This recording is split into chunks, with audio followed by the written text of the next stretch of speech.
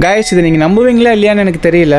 ஜெகநாதர் எவ்வளவு சக்தி வாய்ந்தவர்ங்கறத நீங்களே பாருங்க. இங்க ஒரு அப்பா 3 மாசமா கோமாவுல இருந்த அவர் குழந்தையை தூக்கிக்கிட்டு ஜெகநாதர் கோவிலுக்கு ஓடி வராரு. பட் டாக்டர்ஸ் எல்லாம் உங்க மகன் கோமாவுல இருந்து சரியாகவே முடியாது அப்படிங்கறத உறுதியா சொன்னது அவங்க அப்பாவுக்கு நல்லாவே தெரியும். ஆனா அவங்க அப்பாவோட நம்பிக்கை என்னன்னா யாராச்சும் ஒருத்தர் என் குழந்தையை காப்பாற்ற முடியும் அப்படின்னா அது ஜெகநாதரால மட்டும்தான் முடியும் அப்படின்னு அவர் குழந்தையை தூக்கிக்கிட்டு ஜெகநாதர் கோவிலுக்குள்ள வராரு.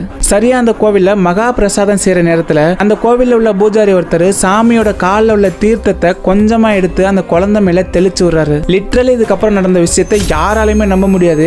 அந்த குழந்தை மேல தீர்த்தம் பட்டதுமே அந்த குழந்தையோட கால் விரல்கள் அசைய ஆரம்பிக்குது. கைஸ் உண்மையாவே நான் அந்த வீடியோவை பார்க்கும்போது எனக்கு அப்படியே ஒரு மாதிரி கூஸ் பம்ப்ஸ் கிரியேட் ஆனிச்சு. இப்போ நான் உங்களுக்கு அந்த வீடியோவை காட்டுறேன். உங்களுக்கு கூஸ் பம்ப்ஸ் கிரியேட் ஆனிச்சுன்னா மறக்காம நம்ம சேனலை சப்ஸ்கிரைப் பண்ணிட்டு ஜெய் ஜெகநாதன்னு கமெண்ட்ல சொல்லிட்டு போங்க.